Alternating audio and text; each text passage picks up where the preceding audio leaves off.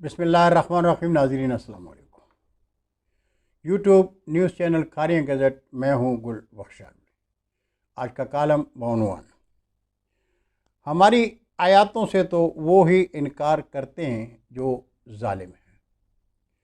ناظرین، نگران سرکار کے ترجمان کا کہنا ہے کہ سوشل میڈیا پر ہیجان، مایوسی اور افراتفری کا ماحول پیدا کیا جا رہا ہے. جھوٹی خبروں سے تاثر دیا جا رہا ہے جیسے ریاست وجود کھوتی جا رہی ہے. پاکستان کے بارے میں افواہیں اور منفی باتیں بتائی جا رہی ہیں. ہم قوم کے ساتھ مل کر ہر قسم کے مافیا کی سرکوبی کریں گے، اس لیے کہ پاکستان وسائل سے مالا مال ہے. پاکستان کے پاس گلیشیئر، دریا، پہاڑ اور زرخیز زمین ہے.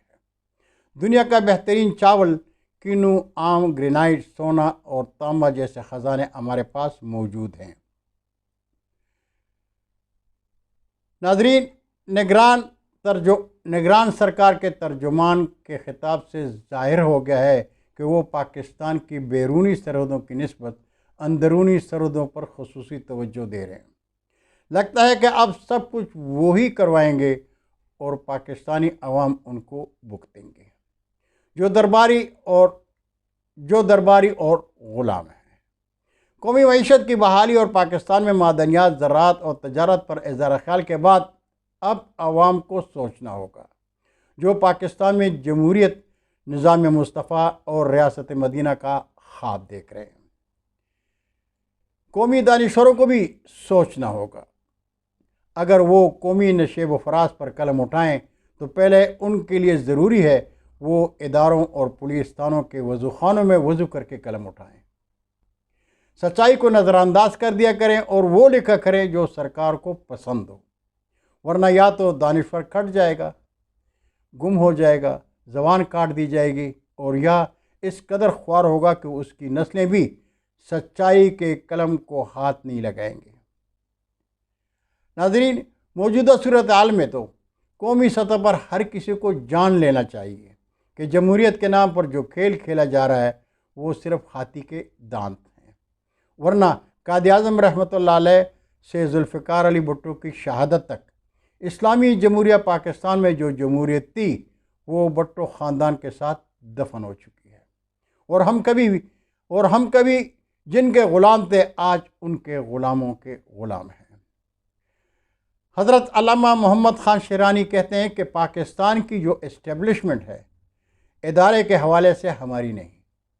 یہ اسٹیبلش بین الاقوامی ادارے کا بین الاقوامی اسٹیبلشمنٹ کا ذیلی ادارہ ہے. یہ ہمارے قومی مفادات کے لیے بھی نہیں اور نہ ہی عوام کی سہولت اور خدمت کے لیے ہے، بلکہ ان کا اصل فریضہ مغربی مقاصد کی وکالت اور حفاظت ہے. البتہ اسٹیبلشمنٹ افراد ہمارے ہیں. ناظرین، جہاں تک سوشل میڈیا پر ہیجان، مایوسی اور افراتفری کے ماحول، جھوٹی خبروں میں ریاست کے وجود کی بات ہے تو اس میں کوئی شک نہیں آج ریاست کاشتکار کے آگے کھوتی کی طرح سر جھکائے جا رہی ہے، اس لیے کہ دیش میں اندھیر نگری کے راج کا تازہ حوالدار ہے. نیشنل قومی میڈیا کی زبان کو تالے لگا دیے گئے ہیں. درباری صحافت وہ کچھ کہہ رہی ہے جو انہیں کہنے کو کہا جا رہا ہے. سچائی کا سر اور زبان کاٹی جا رہی ہے. آج اگر سوشل میڈیا پر پاکستان اور دنیا کی عوام جو ظلم و بربریت کی رقم ہوتی ہوئی داستانیں دیکھ رہی ہے تو کیا اس میں کوئی صداقت نہیں؟ کیا یہ سب جھوٹ ہے؟ سوشل میڈیا بولتی کم ہے اور وہ سب کچھ دکھا رہی ہے جو آج اسلامی جمہوریہ پاکستان میں دنیا دیکھ رہی ہے. آج اسلام آباد دوسرا مقبوضہ کشمیر ہے.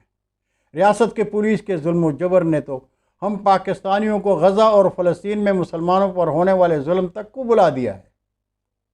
ہم تو فلسطین اور مقبوضہ کشمیر کے مظلوموں کے حالت زار پر ماتم کرنا بھی بھول گئے ہیں.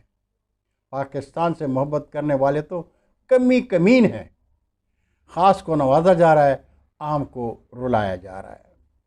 ناظرین، جسٹس گل حسن اورنگزیب کہتے ہیں نگران حکومت کے زیر نگرانی خوفناک نظام چل رہا ہے. سپریم کورٹ کے اضافی نوٹ کو نظر انداز کیا جا رہا ہے. کیا جسٹس گل حسن اورنگزیب غلط کہہ رہے ہیں کہ کیا نگران حکومت انتخابات کو ڈیریل کرنا چاہتی ہے؟